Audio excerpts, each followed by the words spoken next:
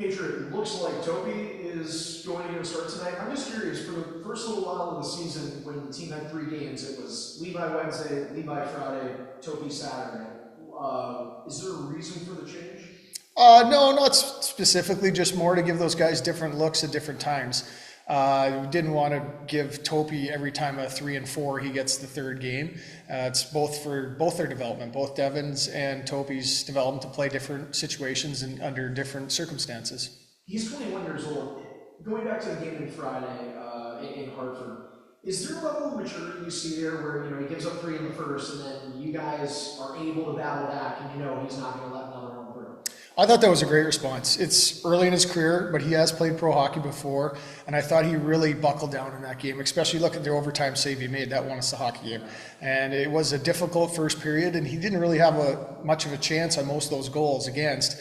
We were kind of swimming in it, but the team recovered, and he was the backbone of helping us get that win. We had a couple big penalty kills where he made some big saves, and then obviously the OT one was huge.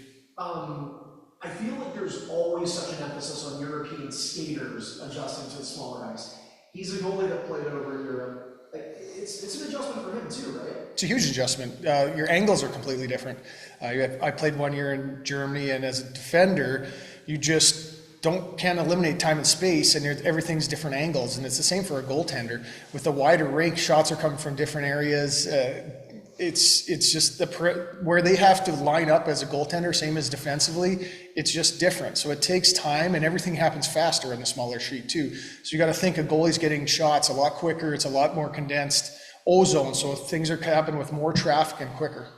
I know largely you're tasked with managing the defense, a little different this weekend. Tonight marks the end of the first quarter of the season. You guys have yet to have your entire lineup play a game. What does it say about the depth of this group to be in the position you're in? I think some of our depth players have stepped up tremendously. It's the American Hockey League. It's part of it. Usually this is something that happens in January or February. It just happened to happen to us early on in the season, and that's part of it. And that's why you sign these type of guys.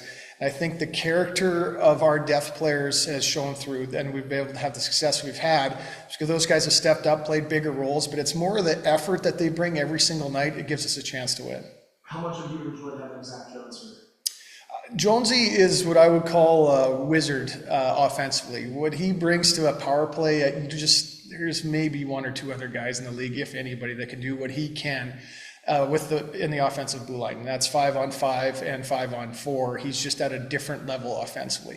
So it really brings another element to our team. I think we almost came back in Lehigh Valley, and I thought he really stepped up and put the team on his shoulders offensively, and I could just see it on the bench. He's like, get me back out there. And whenever he was ready, he was going back out there, and he's just one of those guys that has it when it comes to those offensive instincts. You talk about that, the offensive instincts. I do want to ask you about Sabalat Komarov, because he has shown it at the major junior level.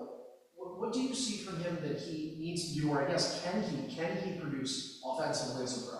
He can. I think confidence for him, he's got to keep working on it. It's difficult in pro. I think coming from junior where he had such success, it probably came a little easier. It's not going to be that easy. The biggest thing we've talked about is getting his feet moving and crisp passing. Moving the puck fast, attacking fast, everything's got to be a little faster. That's just pro hockey. You have less time and space, and he's still adjusting. And I thought his last 2 months, he was excellent. And I was hoping that would continue to grow offensively starting this season, and he's taken a little step back in my opinion, but it will come, and I'm confident, and he's a hardworking kid. It's just realizing that the time and space is limited in pro hockey. What do you remember most and what concerns you the most about this Bridgeport team? They're a hardworking team. I would say the forecheck, they come really, really hard. 2-man forecheck, and we have to be able to solve that pressure. Their D are going to pinch, our forwards got to win the walls, and then puck management. That's the most important part. They will attack really fast off turnovers. And I think you see the goals we gave up when we were in Bridgeport, just mistakes with our puck play. We really had a lot of pressure in really good periods, but when we made a mistake, it was big, and if you make mistakes against them, they can capitalize on it.